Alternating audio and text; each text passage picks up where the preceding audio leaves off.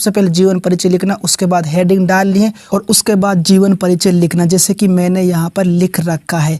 महान स्वतंत्रता सेनानी, राष्ट्रीय चेतना की अमर गायिका तथा तत्कालीन वीर रस की एकमात्र कवयित्री श्रीमती सुभद्रा कुमारी चौहान का जन्म सन 1904 को उत्तर प्रदेश के इलाहाबाद जिले के निहालपुर नामक गांव के एक संपन्न परिवार में हुआ था। यानी सुभद्रा कुमारी चौहान जो थी ये एक महान स्वतंत्रता सेनानी थी। ठीक है, उसके बाद राष्ट्रीय चेतना की एक अमर गायिका थी। ठीक है, ये भी थी सुभद्रा कुमारी चौहान। उसके बाद तत्कालीन वीर रस की एकमात्र कवयित्री है श्रीमती सुभद्रा कुमारी चौहान। वीर रस की एकमात्र कवयित्री है ये। ठीक है, कौन है? सुभद्रा कुमारी चौहान। ठीक है, और इसका जो जन्म जो है सन 1904 को उत्तर प्रदेश, कहाँ पर? उत्तर प्रदेश के इलाहाबाद जिले, कौन सा जिला है? इलाहाबाद जिले के निहालपुर नामक गांव, ये गांव था निहालपुर,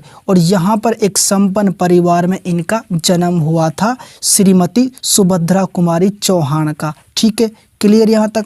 उसके बाद नेक्स्ट इस प्रकार से, इनके पिता का नाम श्री रामदास सिंह था। यानी इसके पिता का नाम, इसके फादर का नाम, इसके पिताजी का नाम था श्री रामदास सिंह था इसके पिताजी का नाम। किसके पिताजी का नाम? सुभद्रा कुमारी के पिताजी का नाम। उसके बाद नेक्स्ट, सुभद्रा कुमारी चौहान इलाहाबाद के क्रॉस्टवेट गर्ल्स कॉलेज की छात्रा थी।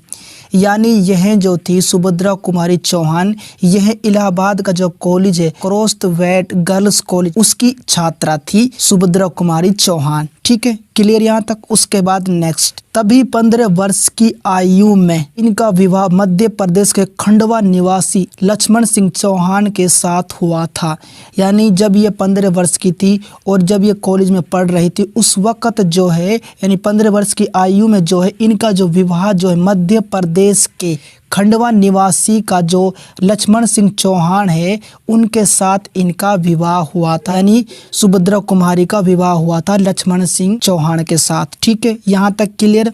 उसके बाद नेक्स्ट है, 1921 में सुभद्रा कुमारी चौहान और उनके पति महात्मा गांधी के असहयोग आंदोलन में शामिल हुए थे। यानी 1921 में जो है सुभद्रा कुमारी चौहान और इसके साथ यानी इनके पति जो थे वे महात्मा गांधी के असहयोग आंदोलन में शामिल हो गए थे। यानी इसमें इन्होंने भाग लिया था सुभद्रा कुमारी चौहान और उसके पति ने इस आंदोलन में। ठीक है, क्लियर? उसके बाद नेक्स्ट, राष्ट्र प्रेम के चलते इन्हें कई बार जेल जाना पड़ा। यानी राष्ट्र प्रेम के लिए, देश के प्रेम के लिए उनके चलते जो है इनको कई बार जो है जेल जाना पड़ा था। ठीक है न?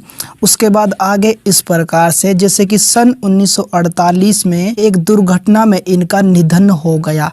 यानी कब हुआ था? सन 1948 में हुआ था और एक दुर्घटना में जो है इनका निधन हो गया था। यानी इनका देहांत हो गया था सुभद्रा कुमारी चौहान का। ठीक है, क्लियर यहाँ तक?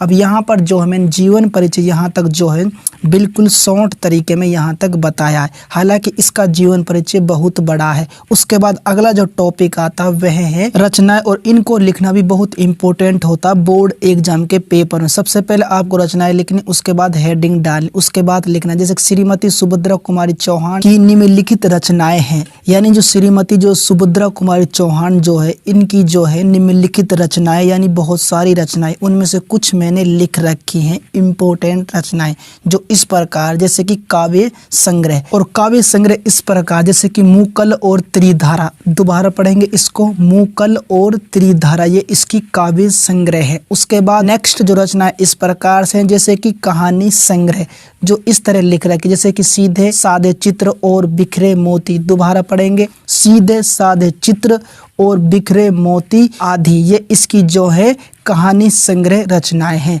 ठीक है, अब यहाँ पर जो है मैंने बिल्कुल शॉर्ट तरीके में रचनाएं भी कंप्लीट करा दी हैं। ठीक है, किसी बात कोई दिक्कत तो कोई परेशानी तो आप कमेंट्स कर सकते हैं।